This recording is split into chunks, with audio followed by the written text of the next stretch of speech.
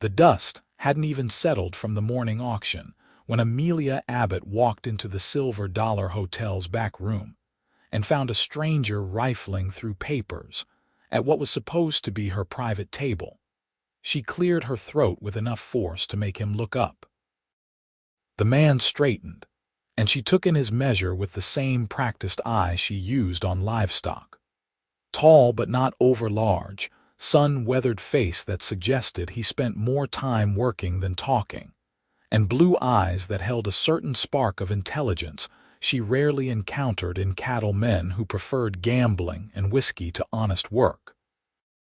He was younger than the grizzled ranchers she usually dealt with, maybe 26 or 27 to her own 23 years, but he carried himself with the confidence of someone who had earned his place in this brutal business. Miss Abbott. He didn't apologize for the intrusion, just pushed a sheaf of papers across the scarred oak. Reed Keller. I own the Double K west of the Platte. I have a proposition that will save both our operations. Amelia set down her leather satchel with a thump that made the inkwell jump.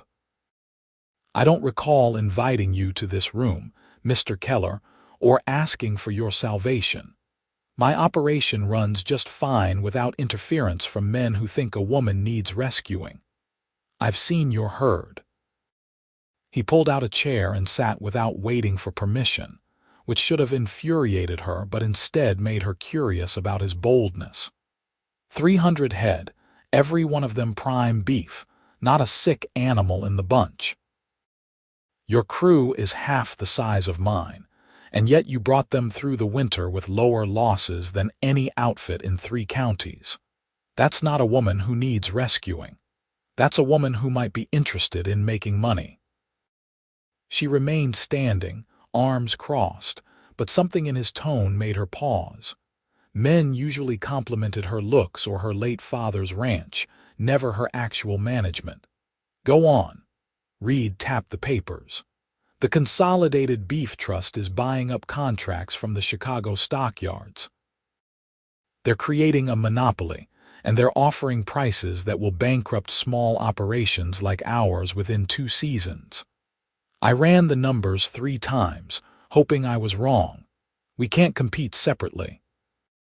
But if we combine our herds for the drive to Cheyenne, we'll have enough volume to negotiate directly with the railroad buyers, cut out the trust's middlemen entirely. Amelia finally sat, pulling the papers toward her. She had spent the last month watching prices drop at every telegraph report, feeling the squeeze in her gut like a slow tightening noose. Her father had built the Skyline Ranch from nothing, and she would be damned if she let it fail on her watch simply because she was too proud to listen to a reasonable proposal. The figures on the page were meticulous, showing projected costs, expected prices, and profit margins that made her pulse quicken despite her skepticism. You want to merge operations for 1 drive, she said slowly, tracing a finger down a column of numbers. Split costs and profits proportionally based on headcount. Keep our separate crews but coordinate the logistics. I want to survive this season, Reed corrected. After that, if the trust is still squeezing, we reassess. If they back off, we part ways with our wallets heavier and no hard feelings. She looked up sharply. And you expect me to believe you're proposing this as equals, not as a way to absorb my herd into yours once we're on the trail. I expect you to read the contract I had a lawyer draw up in North Platte. He slid another document across the table, this one dense with legal text. Every decision requires both signatures. Either party can withdraw before we leave Ogallala, but once we're committed, we see it through to Cheyenne together. Your crew answers to you, mine to me. Disputes go to a vote among the hands if we can't agree. That last bit is foolish, Amelia said bluntly.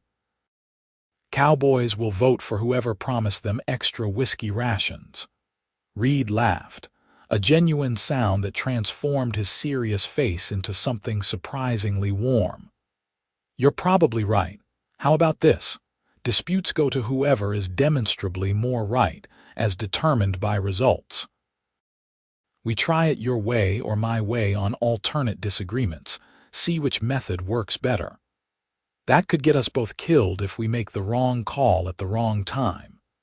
Then we'd better make sure we're both smart enough to tell the difference between pride and wisdom.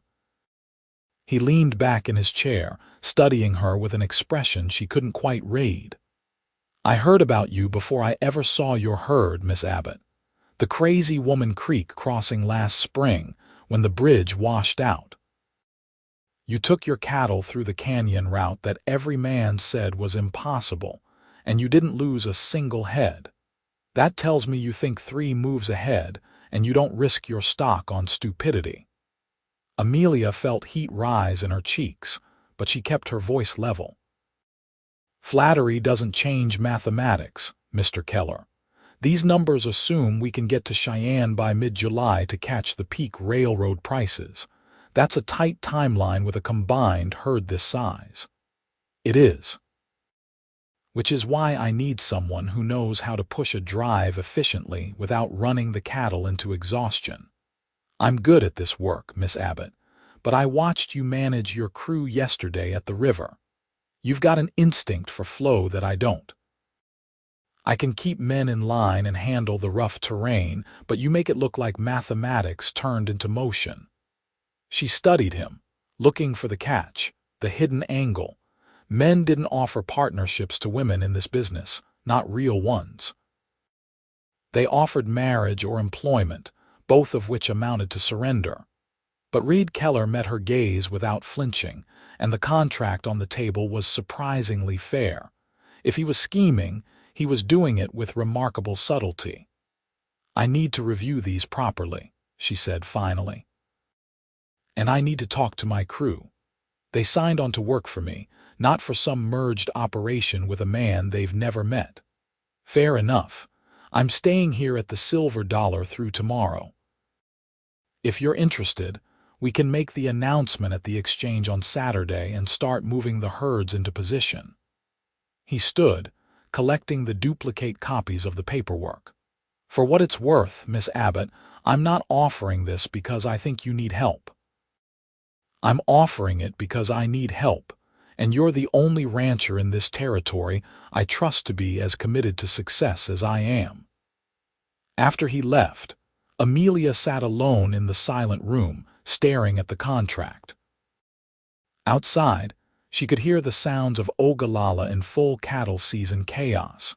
Shouting drovers, bawling steers, the creak of wagon wheels on rutted streets.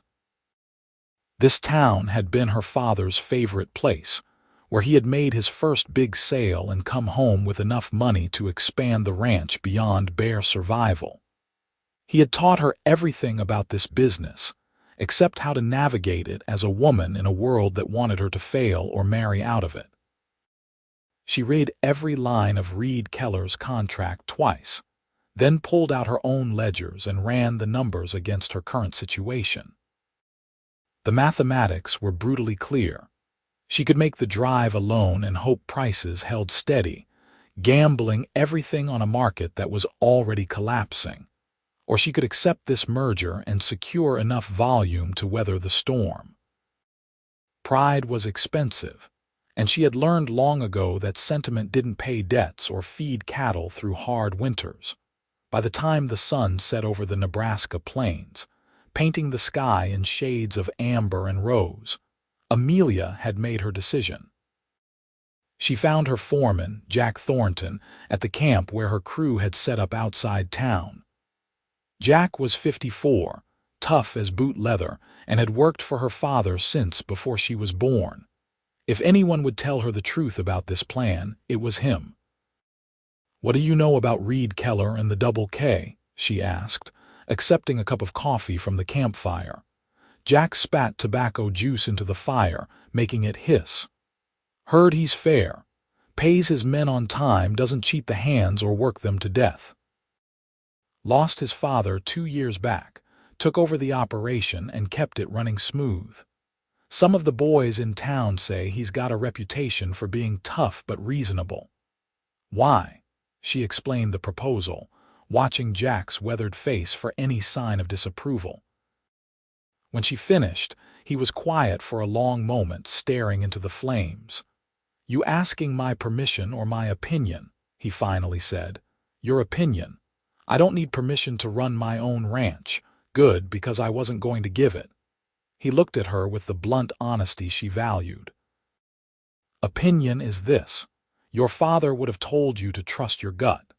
You've kept this operation alive for 3 years since he passed, and you've done it by being smarter than the men who wanted to see you fail.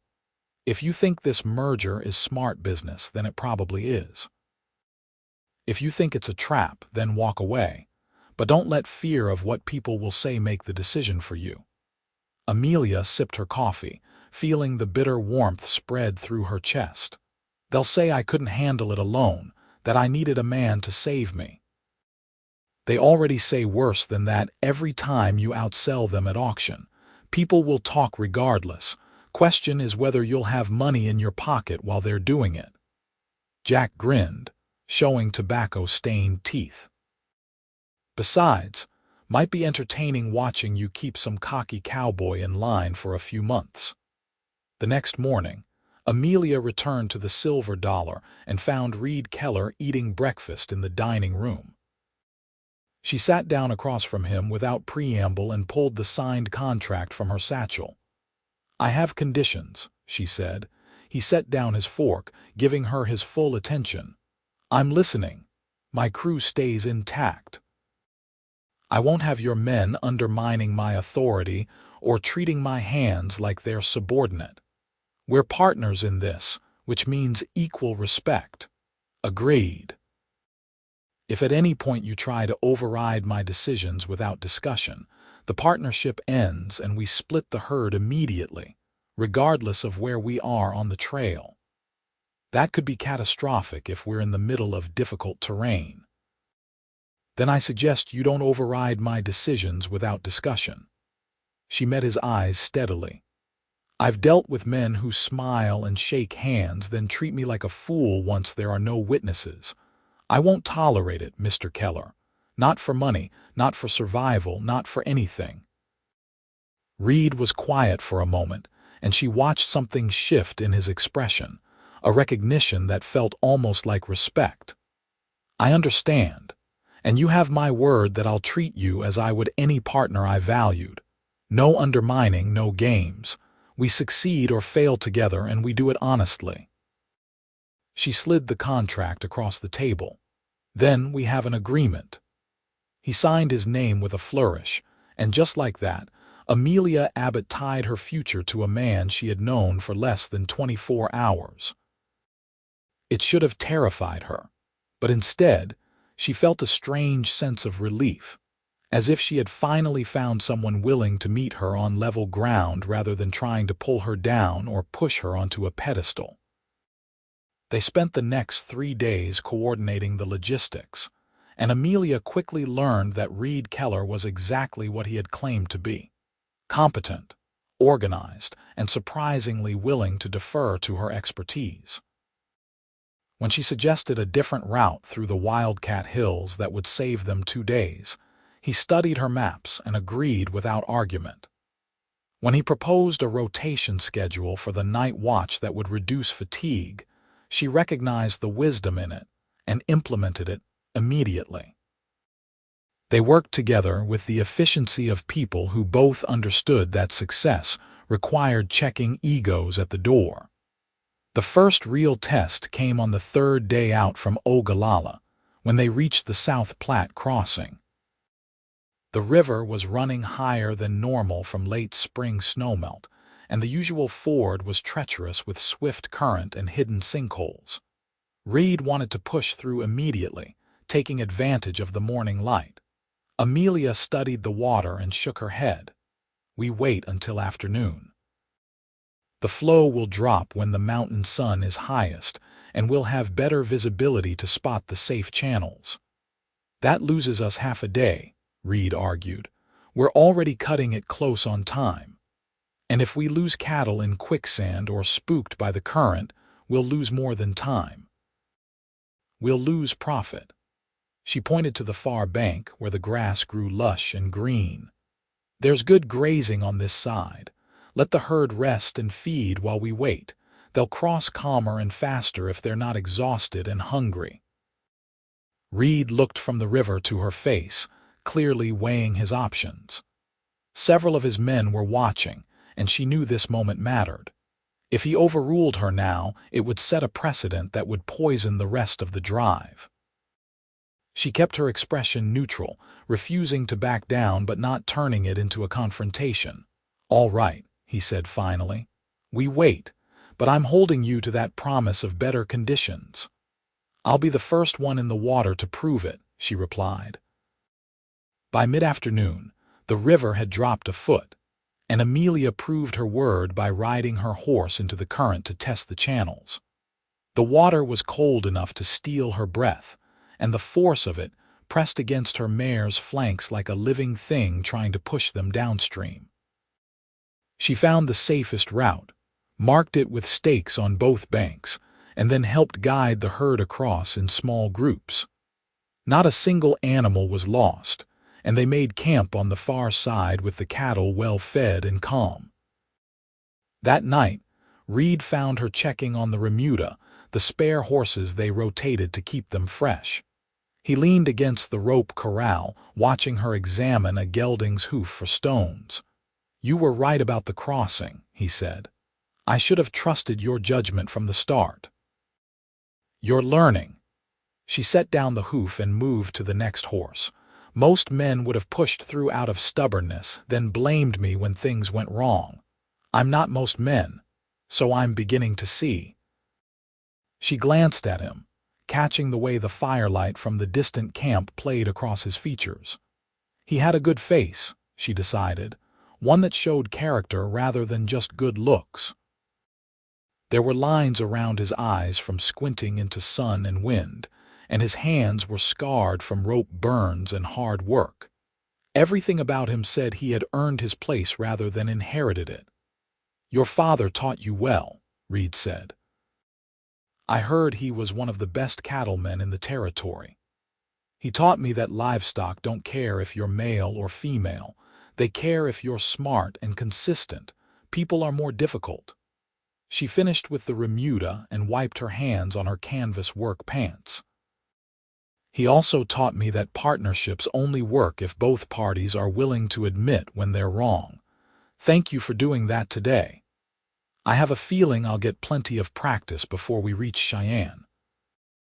He smiled, and she found herself smiling back despite her usual guardedness around men who worked this close beside her. Over the following weeks, they fell into a rhythm that surprised them both with its ease. Reed was up before dawn every morning, same as Amelia, and they would share coffee while discussing the day's plans in quiet voices that didn't wake the camp. He had a way of asking questions that didn't feel like challenges, genuinely wanting to understand her reasoning rather than simply waiting for his turn to speak. She found herself explaining her methods in more detail than she had with anyone since her father died, articulating instincts she hadn't realized she could put into words. The crews, initially wary of each other, began to blend into a single unit as they realized both bosses were more interested in efficiency than territory. Jack Thornton and Reed's foreman, a taciturn man named Pike, developed a grudging respect that translated into smooth coordination.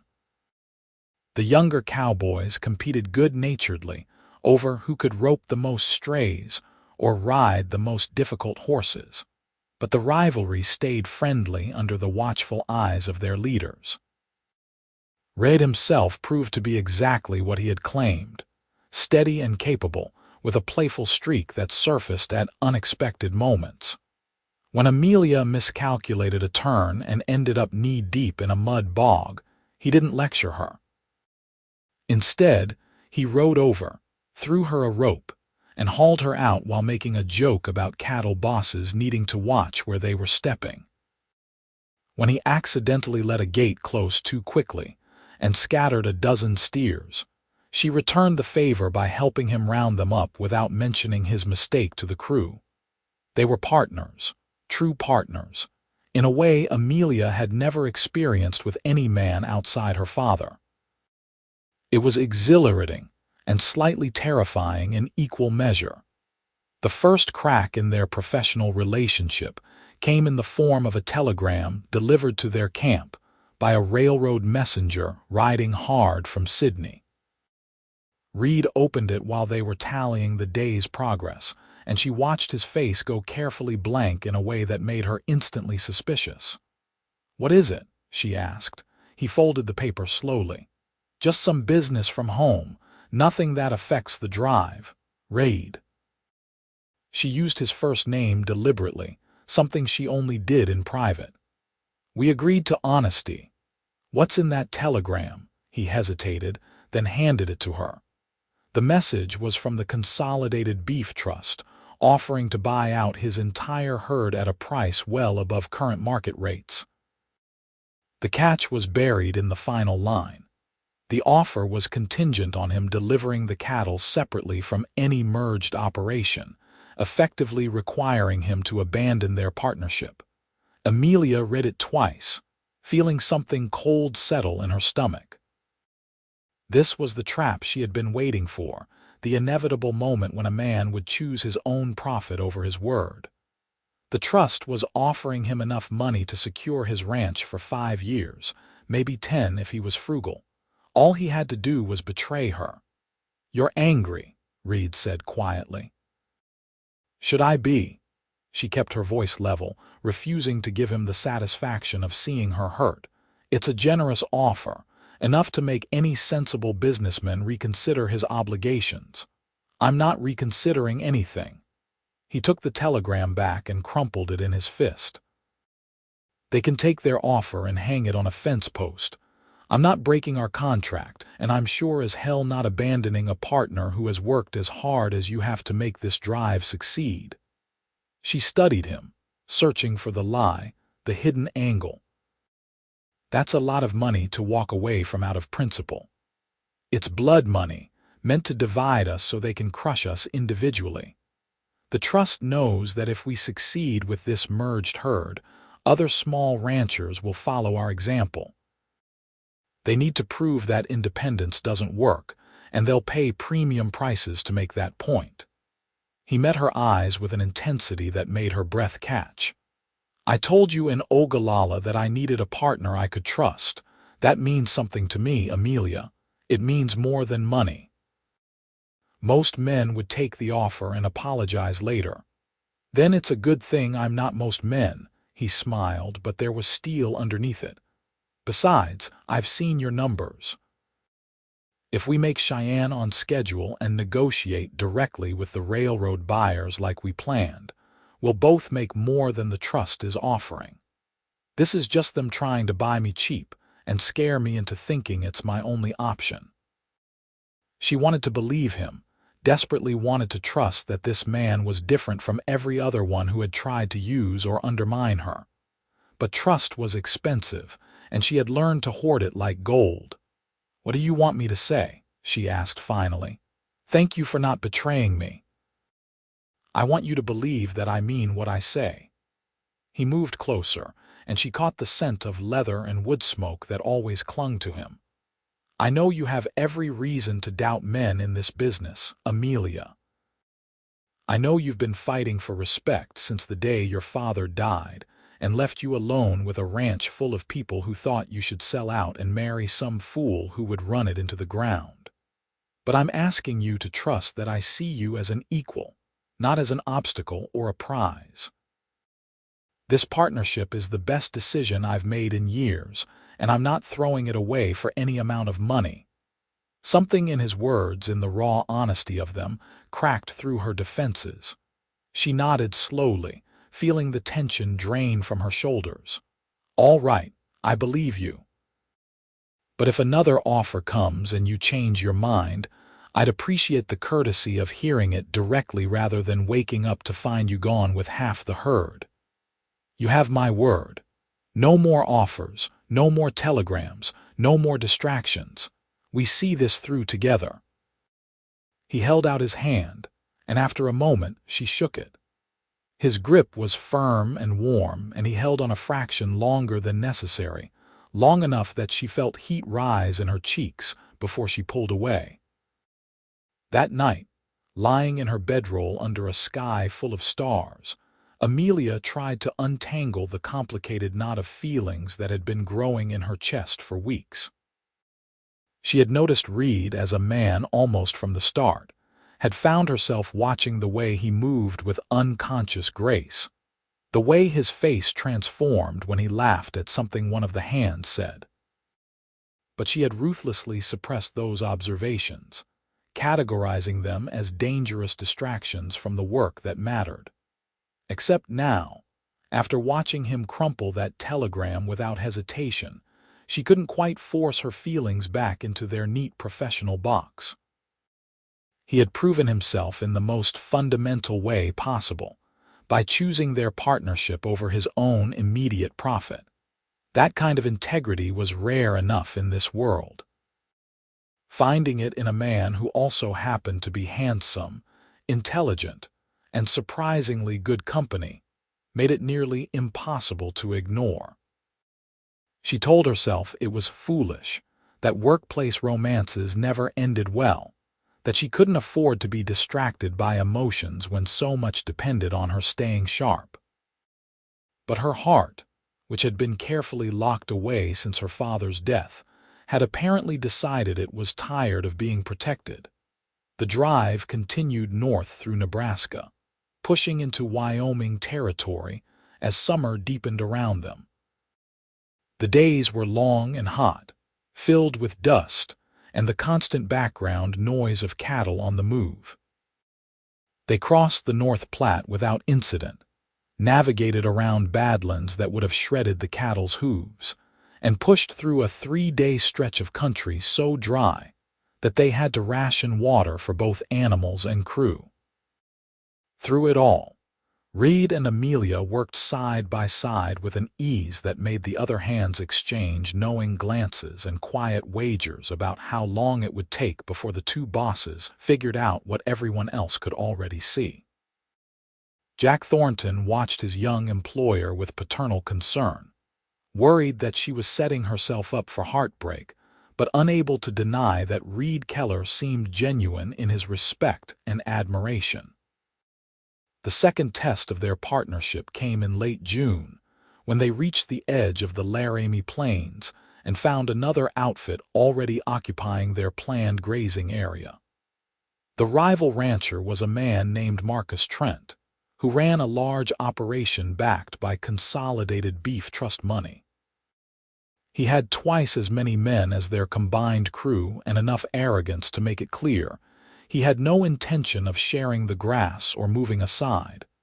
"You can go around," Trent said, sitting his horse like a king surveying peasants.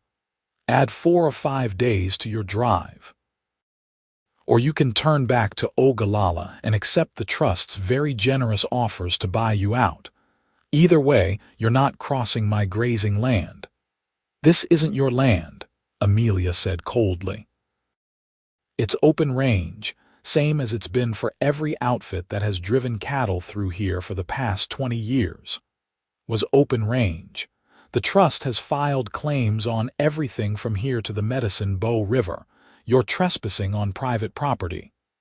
Trent smiled unpleasantly.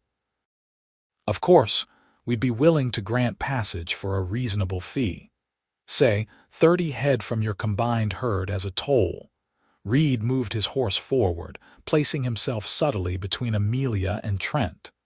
"We're not paying any toll and we're not going around. You have 2 hours to move your cattle off this land before we drive through. If your animals get mixed with ours because you're too stubborn to relocate, that's your problem.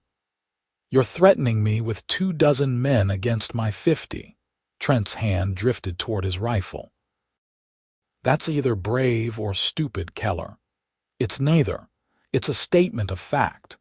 Reed's voice stayed calm, but Amelia could see the tension in his shoulders. The Territorial Land Office in Cheyenne has no record of any claims filed on this section. I checked before we left Ogallala because I knew the trust would try something like this. You're bluffing and you're doing it badly. Now move your herd or we'll move it for you." For a long moment, the two men stared at each other while the wind whispered through the grass, and both crews watched to see who would blink first. Amelia's hand rested on her own rifle, calculating odds and outcomes. A fight would be disastrous, even if they won. They couldn't afford to lose men or cattle this close to their destination. "There's another option," she said clearly, making both men look at her. "Mr. Trent, you're trying to intimidate us because the trust wants to prove that small operators can't succeed. But you're also a businessman, and you know that fighting us damages your herd as much as ours. What if we offered you something more valuable than 30 head of cattle?" Trent's eyes narrowed. "I'm listening. Information."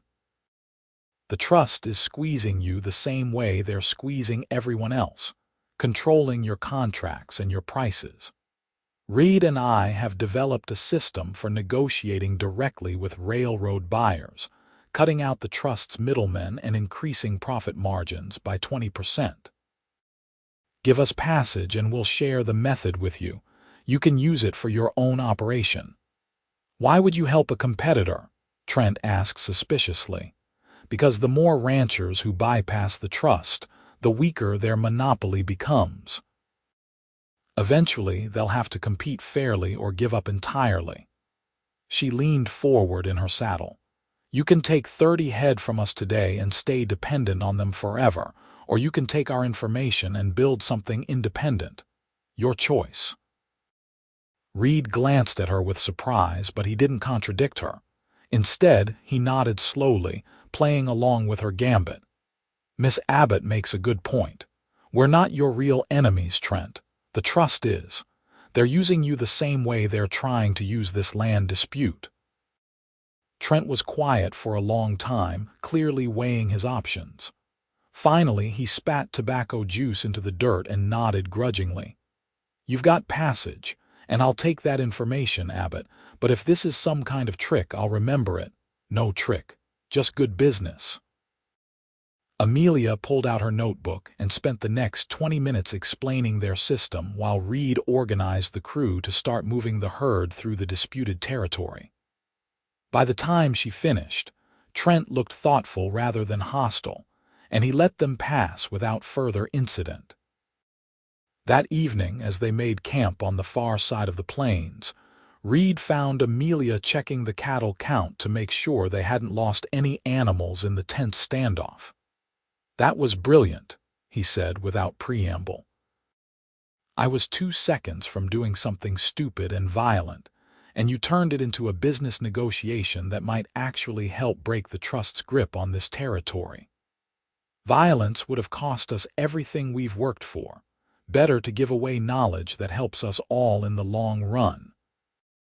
She finished her tally and closed her notebook with satisfaction. "Besides, Trent isn't a bad person. He's just trapped in a bad system, same as everyone else. If we can show people there's another way, maybe we can change things." Reed shook his head in admiration. "You're remarkable. You know that. Most people in your position would be so focused on their own survival that they wouldn't see the bigger picture. My father used to say that building a successful ranch is about more than just your own land. It's about building a successful community around you. Help your neighbors and they'll help you when you need it." She looked up at him, seeing something in his expression that made her pulse quicken. "What?" "I'm just wondering how I got lucky enough to partner with you." He moved closer, close enough that she had to tilt her head back to meet his eyes. "And I'm wondering if you've noticed what I've noticed over the past month." "Which is?" Her voice came out softer than she intended. "That this stopped feeling like just a business arrangement somewhere around the Platte crossing. That I look for you first thing every morning and think about you last thing every night. That watching you work is the best part of my day, and talking with you over coffee makes me happier than I've been since before my father died." He reached out slowly, giving her time to pull away, and tucked a strand of hair behind her ear that had escaped her braid. "That I'm falling in love with you, Amelia Abbott, and I'm not sure what to do about it." Her breath caught in her throat. She should have been prepared for this moment, should have rehearsed a careful response that protected her heart and maintained their professional boundaries. Instead, all she could think about was how right his hand felt against her cheek, how much she wanted to lean into his touch and admit that she felt the same terrifying, wonderful things. "Reed, she paused, trying to find words for emotions she had spent years learning to suppress. "I'm afraid. I can't afford to be weak or distracted, not with so much depending on me staying focused. Love isn't weakness." He stroked his thumb across her cheekbone, a gesture so tender it made her eyes sting. "It's the opposite. It's trusting someone enough to let them see all of you, even the parts you keep hidden. You're the strongest person I know, Amelia. Letting yourself care for me doesn't change that. What if this ruins our partnership? What if we try this and it falls apart and we can't work together anymore?" The questions came out in a rush, all the fears she had been hoarding finally spilling free. "What if we don't try, and we spend the rest of our lives wondering what we missed?" He smiled at her, warm and genuine and utterly disarming. "I'm not asking you to choose between your career and me. I'm asking if you want to build something together that includes both. A real partnership in business and in life." She thought about the telegram he had crumpled without hesitation, about the way he deferred to her expertise without resentment, about the 100 small kindnesses he had shown over the past weeks. She thought about how her days had become brighter since he entered her life, how she found herself smiling at his jokes and leaning into their conversations like a plant turning towards sunlight. "I'm falling in love with you too," she admitted quietly. "I tried not to, but you made it impossible. You're everything I didn't know I needed, and it terrifies me." "Good." He leaned down slowly, giving her every chance to retreat. "Let's be terrified together." When his lips met hers, it felt like coming home after a long journey. The kiss was gentle at first, questioning, but when she wrapped her arms around his neck and pulled him closer, it deepened into something that stole her breath and made her knees weak. She had been kissed before by men who thought they owned her or wanted to, but this was different. This was mutual and equal, a conversation without words that said everything they both needed to hear. When they finally broke apart, both breathing hard, Reed rested his forehead against hers and laughed quietly. "I've been wanting to do that for weeks. I know. I've been watching you watch me and wondering if you'd ever work up the courage." She smiled against his lips. "For a man who faces down armed ranchers, you're surprisingly shy about romance. I wasn't sure if you wanted me to kiss you or punch me for trying." He pulled back enough to see her face. "You're not always easy to read. I've had to learn to hide my feelings. It's armor against all the men who think a woman showing emotion is weakness." She touched his face, tracing the line of his jaw. "But I don't want to hide from you, Reed, not anymore." "Good. Because I want to see all of you, Amelia Abbott, the strong parts and the scared parts and everything in between." He kissed her again, softer this time, a promise rather than a question. They kept their relationship quiet at first, not out of shame, but because neither wanted to deal with the camp gossip while they were still figuring out what they meant to each other. But the crews noticed anyway, because it's impossible to hide love from people who live and work in close quarters. The knowing looks and quiet smiles followed them everywhere, but nobody interfered or made it difficult. If anything, the atmosphere in camp became lighter, as if everyone was pleased that their bosses had finally admitted what had been obvious for weeks. Jack Thornton pulled Amelia aside one evening and gave her a long look that combined approval with warning. "Your father would have liked him," he said simply. "But he also would have told you not to let romance make you careless. You've still got a ranch to run and a reputation to protect." "I know, Jack. I'm not planning to give up everything I've worked for just because I fell in love. Didn't think you would. Just making sure you remember that other people will expect you to." He patted her shoulder awkwardly. "But for what it's worth, I think Keller is good for you. You've been so focused on surviving that you forgot about living. Nice to see you smile again." The drive pushed on toward Cheyenne, and with it came the final challenges of weather and terrain. They navigated through a narrow canyon that required moving the herd in single file for 6 miles. Exhausting work that left everyone covered in dust and barely able to speak. They weathered a thunderstorm that scattered the cattle across 3 miles of prairie, requiring 2 days of hard riding to round them all up again. Through everything, Reed and Amelia worked as a single unit, anticipating each other's needs and covering each other's weaknesses with practiced ease.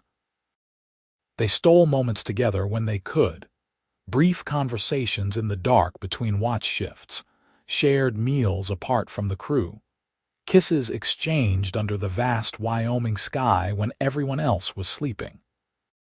It wasn't much, but it was enough to sustain them through the grueling final weeks of the drive. The third and final test came from an unexpected direction, when they were less than a week from Cheyenne. A lawyer arrived in camp with official-looking documents, requesting a private meeting with both of them. His name was Howard Bennett, and he worked for the Consolidated Beef Trust's legal department. "I'm authorized to make you both a final offer," Bennett said, spreading papers across a makeshift table in Amelia's tent. "The trust will purchase your combined herd at $28 per head, payment in full upon delivery to their stockyards in Cheyenne. That's $3 above current market rate. We're negotiating with the railroad buyers, not with you," Reed said flatly. "We've been through this already." "Yes, but circumstances have changed." Bennett smiled unpleasantly. "The trust has purchased exclusive contracts with all 3 railroad buyers who typically operate in Cheyenne during July.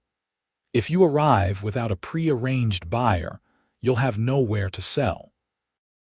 Your cattle will lose value every day you're forced to hold them, and eventually, you'll be forced to accept whatever price we offer or watch your investment literally eat itself into bankruptcy."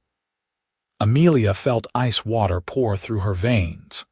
They had been outmaneuvered, legally and cleanly. The trust had found a way to corner the market without breaking any laws, and now they were trapped.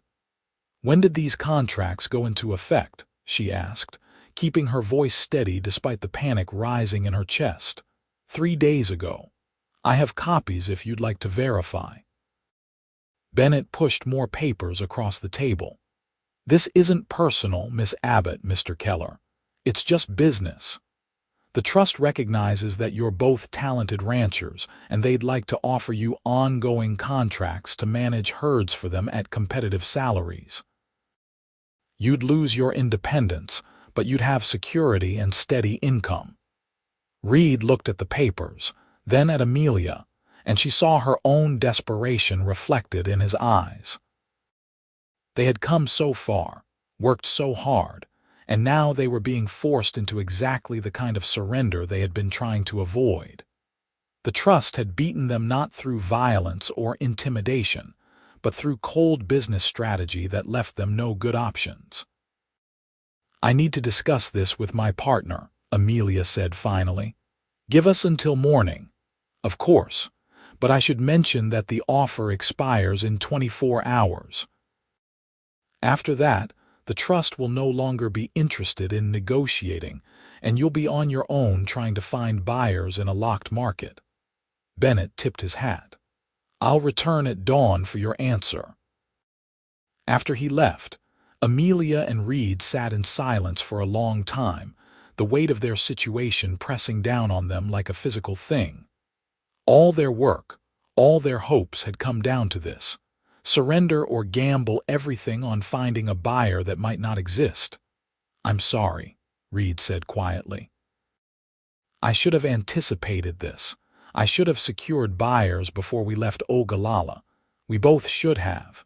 We were so focused on the drive itself that we didn't look far enough ahead." She rubbed her eyes, suddenly exhausted beyond measure. "What do you want to do? What do you want to do? This is your decision as much as mine." She appreciated that he didn't try to take charge or make the choice for her, but right now, she wished someone else could carry the burden of deciding their futures. "I don't know. The logical choice is to take their offer. We'll make a small profit, enough to keep our ranches running for another year, and we'll have jobs that provide steady income. But we'll lose our independence, and everything we fought for will have been for nothing. Unless we find another way." Reed leaned forward, elbows on his knees. "There has to be someone in Cheyenne who isn't under the trust's thumb. An independent buyer, or maybe a hotel or restaurant that needs beef for the season. We've got 5 days before we arrive. That's enough time to send telegrams, make inquiries, find options. And if we can't find anything, we arrive with 600 head of cattle and nowhere to sell them. We'll be forced to accept whatever lowball offer the trust makes after they've watched us struggle." She hated how defeated she sounded, but the reality was crushing. "Reed, I can't ask you to risk your ranch on a gamble that might not pay off. If you want to take the deal, I'll understand." He reached across the table and took her hand, his grip warm and solid. "I'm not taking any deal that doesn't include you. We're partners, remember, in business and in life. We make this decision together and we live with the consequences together." "You're a fool," she said, but her voice was soft with affection. "A wonderful, stubborn fool. Then it's good I found a woman smart enough to keep me honest." He brought her hand to his lips, kissing her knuckles. "Let's spend tonight figuring out every possible option, and if we still can't find a solution by morning, we'll make the hard choice then. But I'm not giving up without a fight, and I know you're not either." They spent the next hours poring over every scrap of information they had about Cheyenne's business community, sending a rider ahead with telegrams to anyone they could think of who might need cattle. Jack Thornton contributed the name of a meat-packing operation that had been talking about expanding, and Pike remembered hearing about a group of independent butchers who were organizing to compete with the trust's retail monopoly. By morning, they had a list of 6 potential buyers, most of them long shots but at least representing options beyond surrender. When Bennett returned at dawn, Amelia met him with her chin high and her decision made. "Tell the trust we decline their offer. We'll be selling our herd independently when we reach Cheyenne." She handed back his papers unsigned. "And you can tell them that their monopoly is going to fail, because there will always be people willing to fight for independence rather than accept comfortable slavery." Bennett's professional smile slipped into a sneer. "You're making a mistake, Miss Abbott. The trust doesn't look kindly on people who refuse reasonable offers. Then it's good I've never been particularly concerned with other people's kindness." She held his gaze until he looked away first. "Goodbye, Mr. Bennett. I hope you're prepared to explain to your employers how 2 small ranchers outmaneuvered their entire legal department." After he left, Reed wrapped his arms around her from behind, resting his chin on top of her head. That was magnificent. Possibly insane, but magnificent. We're either brilliant or we just committed financial suicide. She leaned back against him, drawing comfort from his solidity. "Ask me in a week which one it was." The final push to Cheyenne was tense, everyone in camp aware that they were gambling everything on a plan that might not work. But Amelia refused to let uncertainty slow them down. She drove the crew hard but fairly, maintaining the same standards that had gotten them this far. If they were going to fail, it would be after giving their absolute best effort, not because they had given up early, 3 days from Cheyenne. They received a telegram response from the meat packing operation. The owner, a German immigrant named Friedrich Schultz, was interested in purchasing 200 head if the price was competitive. It wasn't enough to save them, but it was a start, proof that options existed beyond the trust's control. 2 days out, another telegram arrived from the Independent Butchers Collective. They would take 100 head at market rate, delivered directly to their warehouses in Cheyenne. Combined with Schultz's offer, that was half their herd with buyers secured. The night before they reached Cheyenne, Reed and Amelia rode out away from camp to a rise that overlooked the distant lights of the city. The cattle were settled and quiet. The crew relaxed for the first time in weeks, and for a moment, they could simply breathe and appreciate how far they had come. "I've been thinking," Reed said, breaking the comfortable silence, "about what happens after we sell the herd and split the profits. Worried I'm going to disappear back to the skyline and forget about you," Amelia teased, though her heart wasn't entirely joking. They had been so focused on survival that they hadn't really discussed what their relationship would look like once the drive was over. "Worried that we haven't talked about what we're building together."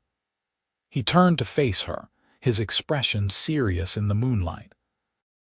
"This partnership has been the best thing that ever happened to my business and to my life. I don't want it to end just because the drive is over. Neither do I, but I'm not sure how we make it work long term. Your ranch is west of the Platte, mine is east. That's 2 days' ride even in good weather. So we merge permanently, combine our operations into one ranch, pool our resources and our crews. We've already proven we work well together. Why not make it official?" He took a breath. "I'm asking you to marry me, Amelia.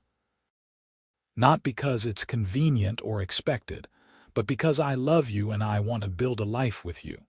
A real life, with partnership and romance and everything we both deserve." Her heart was pounding so hard she could barely hear her own thoughts. Marriage meant giving up some of her independence, trusting someone else with the legacy her father had left her.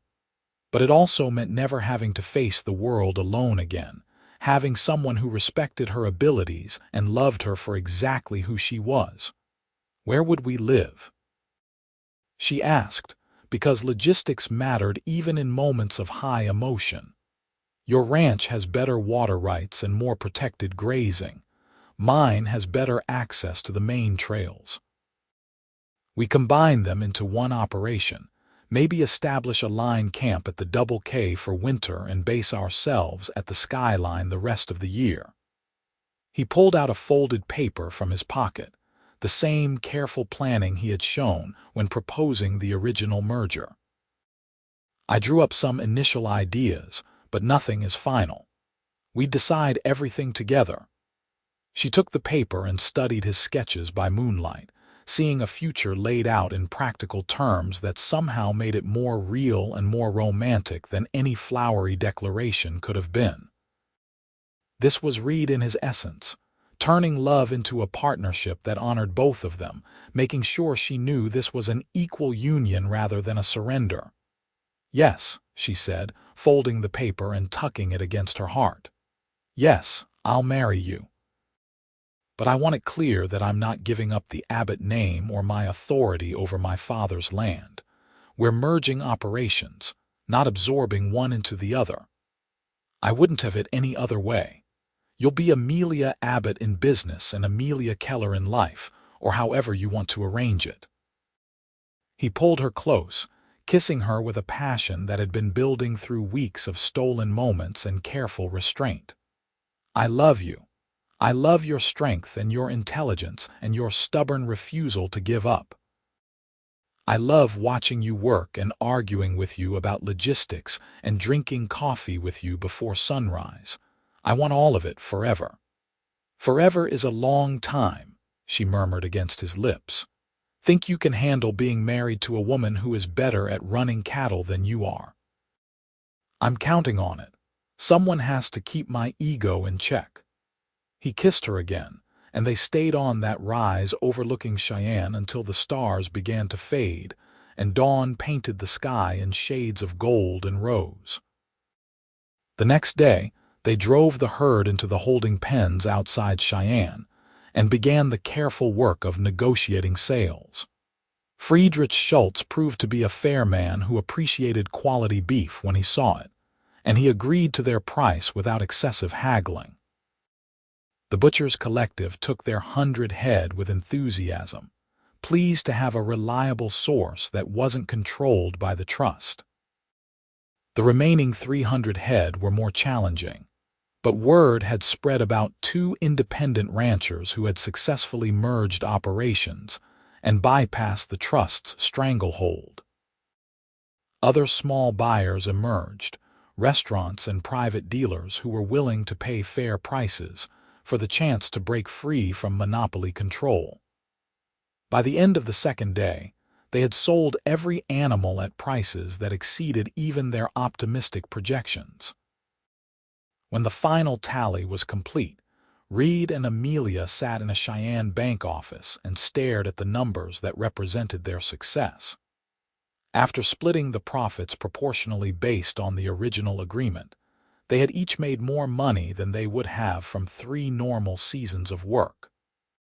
The skyline was secure for years, the Double K was saved, and they had proven that independence was possible even in the face of corporate pressure. "We did it," Amelia said, still not quite believing it. "We actually did it. You doubted." Reed was grinning like a fool, exhausted and filthy from days of hard work, but happier than she had ever seen him. "Every day. Sometimes every hour," she laughed, giddy with relief and triumph. "But we did it anyway." They celebrated that night with their combined crew at a restaurant that served steaks cut from their own cattle, a perfect circle of effort rewarded. The hands told stories about the drive, embellishing disasters into legends and making heroes out of everyone who had worked to make it succeed. Jack Thornton gave a toast to successful partnerships, both business and personal, that made Amelia blush and Reed laugh. Later, after the crew had scattered to various saloons and entertainments, Reed and Amelia walked through the quiet streets of Cheyenne hand in hand. The summer air was warm and pleasant, filled with the sounds of a city settling into evening. They had accomplished something remarkable, and the future stretched ahead of them full of possibility.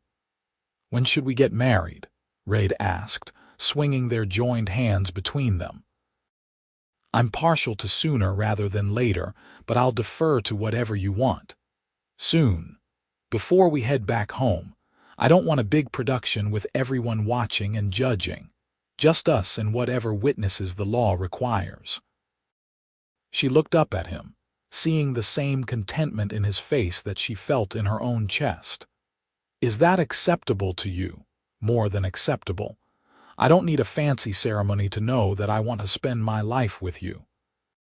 He stopped walking and pulled her close, right there on the street where anyone could see. "We could get married tomorrow if you want. Find a preacher and make it official. Tomorrow." She tested the word, feeling it settle into certainty. "Yes, let's do it tomorrow." We've never been people who wait around for perfect timing. They were married the next afternoon in a small church on the outskirts of Cheyenne, with Jack Thornton and Pike standing as witnesses and a Methodist preacher who asked few questions and accepted their story without judgment. Amelia wore her best dress, the blue one she had packed for business meetings, and Reed wore a clean shirt and his Sunday vest. It was simple and quick and utterly perfect. When the preacher pronounced them husband and wife, Reed kissed her with a tenderness that made her eyes sting with happy tears. She kissed him back, pouring everything she felt into the gesture, all the love and trust and hope that had built between them over months of hard work and harder choices. "Hello, Mrs. Keller," Reed murmured against her lips. "Hello, Mr. Keller," she replied, though she would keep using Abbott in business just as they had agreed. "Ready to build an empire with me?" "I've been ready since the moment I walked into that hotel room in Ogallala and saw you glaring at me like I was cattle rustler." He laughed at the memory. "I knew right then you were either going to be my greatest rival or my greatest partner. I'm glad you chose partner. I'm glad you did too." They spent their wedding night in the best hotel Cheyenne had to offer, a far cry from bedrolls under open sky, and took the time to simply be together without the pressure of work or danger or exhaustion. In the morning, they began the journey home, leading their crews back toward the Platte and the ranches that would now become a single shared operation. The work of merging two ranches proved to be complex and occasionally frustrating, filled with negotiations about everything from which foreman would manage which crew to where they would store winter feed. But they approached it the same way they had approached the cattle drive, as partners committed to finding solutions that benefited them both. Slowly, the Skyline and the Double K began to blend into a single entity that was stronger than either ranch had been separately.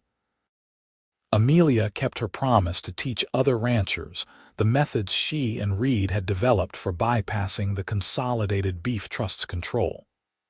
Within 2 years, a network of independent operators had formed across Nebraska and Wyoming, coordinating their drives and negotiating collectively with buyers. The trust's monopoly began to crack under the pressure, and prices stabilized at levels that allowed small ranchers to survive and thrive. Reed and Amelia built a house on the land between their two original properties, a place that belonged to both of them equally. It was a rambling structure designed for comfort and practicality, with a wide porch where they could sit and watch the sun set over their combined herds. They worked together every day, managing the ranch with the same partnership they had forged on the long drive from Ogallala, and they loved each other with a depth that only deepened with time. Their first child, a son they named Samuel, arrived 2 years after their marriage. He was born during a thunderstorm in late spring, with Jack Thornton pacing nervously outside and Reed holding Amelia's hand through every moment of labor. When the midwife finally placed the tiny, squalling baby in Amelia's arms, Reed looked at his wife and son with such overwhelming love that it took her breath away. "He's perfect," Reed whispered, touching Samuel's tiny fist with a finger that seemed impossibly large by comparison. "Just like his mother." "He has your stubbornness," Amelia replied, watching their son's face scrunch up in displeasure at being born into a cold, bright world. "I can already tell. Good, he'll need it, growing up the son of 2 ranchers who refuse to accept limits." Reed kissed her forehead, gentle and reverent. "Thank you for this, for him, for our life, for everything. Thank you for being brave enough to walk into that hotel room and propose a merger to a woman who wanted to throw you out." She smiled up at him, tired but happy. "Best business decision I ever made. Second best. The first was agreeing to marry me." They raised Samuel with the same partnership they brought to everything else, sharing the work of parenting alongside the work of ranching. He grew up strong and curious, learning to ride almost before he could walk, asking endless questions about cattle and business and why the sky was blue. When he was 3, Amelia discovered she was pregnant again, and they welcomed a daughter they named Willa into the family. Willa was born in autumn, arriving with less drama than her brother but no less love. She had her mother's dark eyes and her father's easy laugh, and from the start, she showed a determination that suggested she would be every bit as stubborn as her parents. Samuel adored his little sister with a protectiveness that made both Reed and Amelia smile, carefully showing her his favorite things and defending her fiercely from any perceived threat.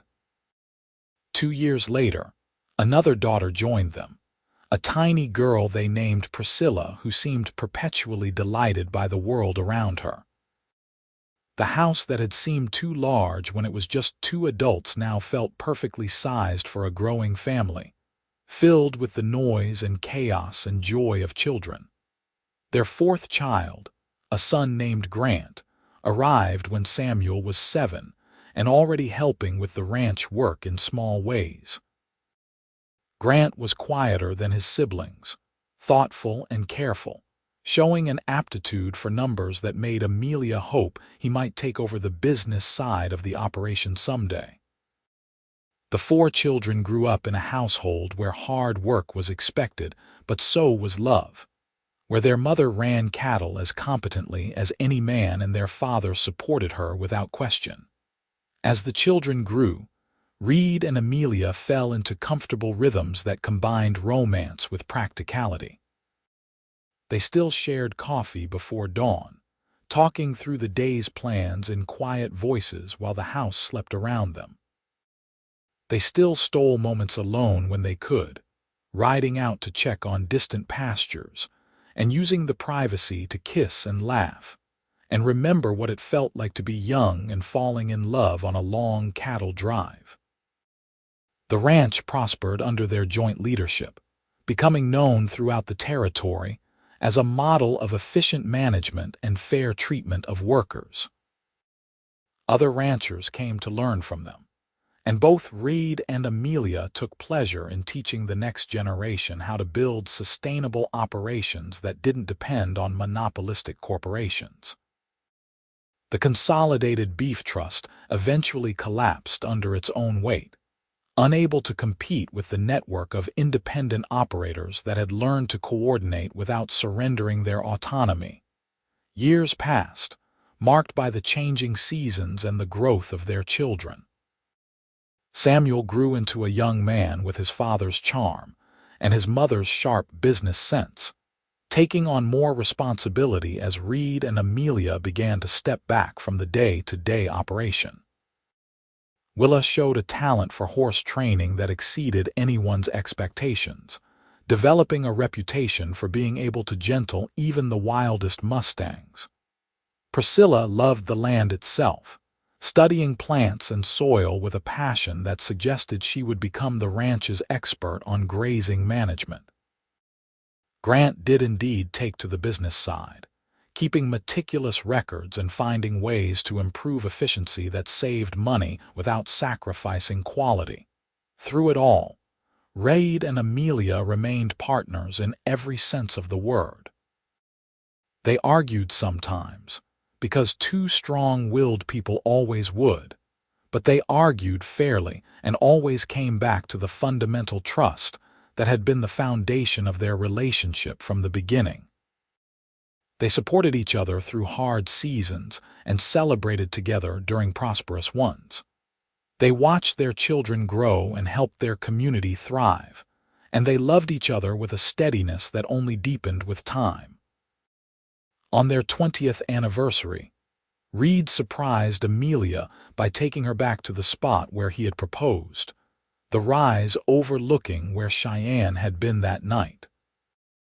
The city had grown in the intervening years, spreading across the plains like a living thing, but the view still took her breath away with its reminder of how far they had come. 20 years, Reed said, wrapping his arms around her from behind just as he had on that long-ago night. And I still look for you first thing every morning. 20 years, and you're still the best partner I could have asked for.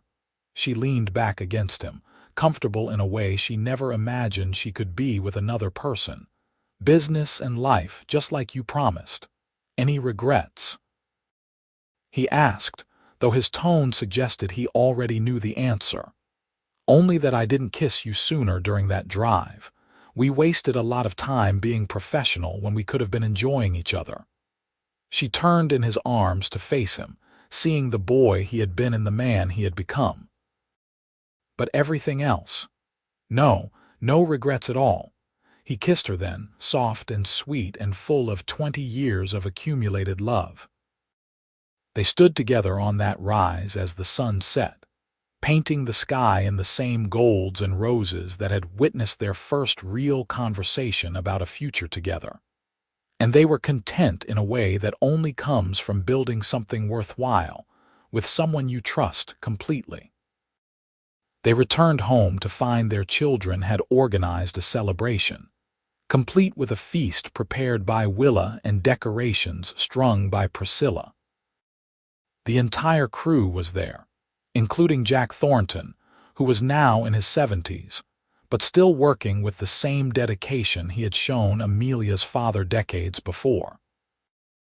They ate and told stories and laughed until the stars came out, a family and a community built on the foundation of two people who had chosen partnership over pride.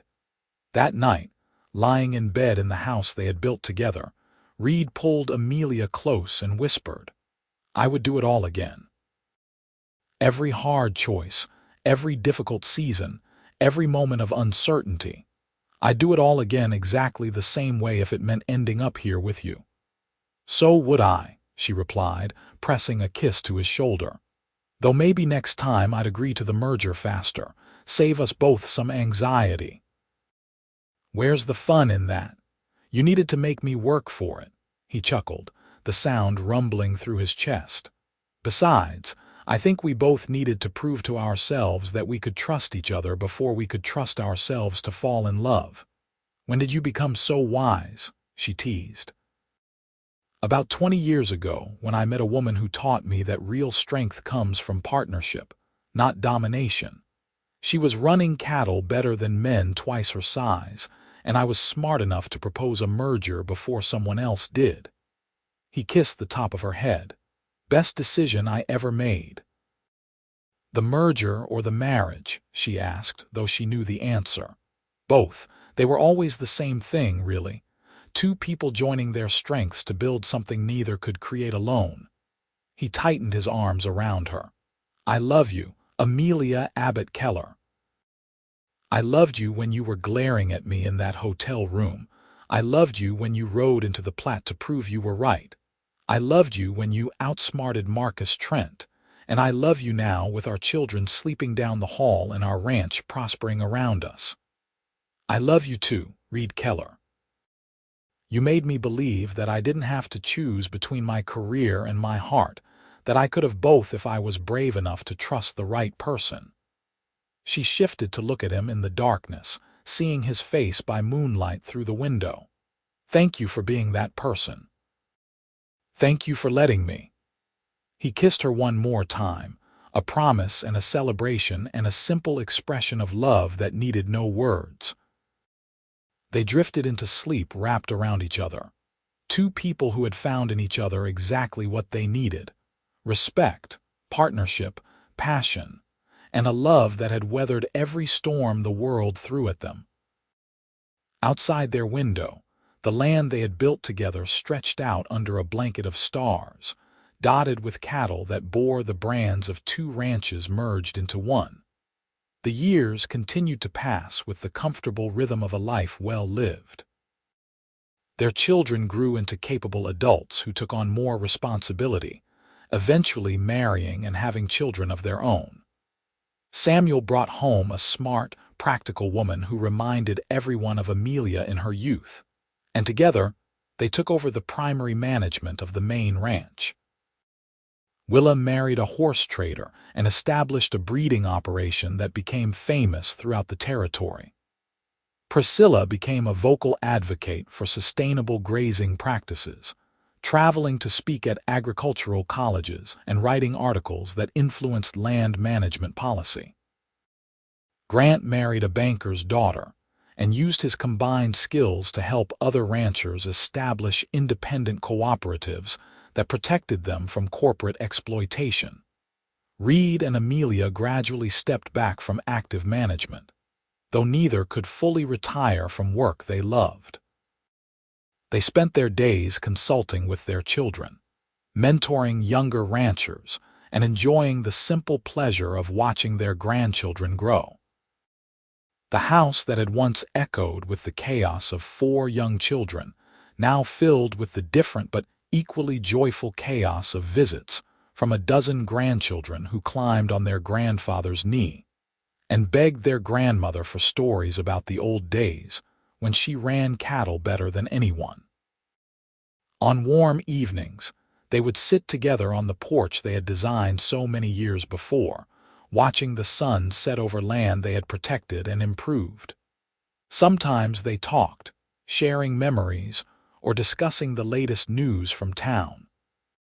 Sometimes they sat in comfortable silence, hands clasped between them, needing no words to communicate the depth of their connection. "You remember that telegram?" Amelia asked one evening when they were both in their 60s, still healthy and active but aware that they had more years behind them than ahead. "The one from the Consolidated Beef Trust, offering to buy you out if you abandoned our partnership. I remember you looking like you expected me to betray you." Reed squeezed her hand gently. "That hurt worse than anything the trust could have threatened. I'm sorry I doubted you, even for a moment. Don't be. You had every reason to be cautious. The world had taught you that men couldn't be trusted, especially where money was involved." He brought her hand to his lips, kissing it with the same tenderness he had shown 50 years before when he first dared to court her. "I'm just glad I proved the world wrong. You did more than that. You showed me that partnership could be real, that I didn't have to face everything alone. You gave me a family and a life I never imagined I could have." She rested her head on his shoulder, feeling the solid warmth of him that had been her anchor through decades of challenges and triumphs. "Thank you for walking into that hotel room and being brave enough to propose a merger to a woman who probably seemed terrifying. You were terrifying. Still are, sometimes." He chuckled, the sound warm with affection. "But you were also magnificent, and I knew immediately that I wanted to build something with you.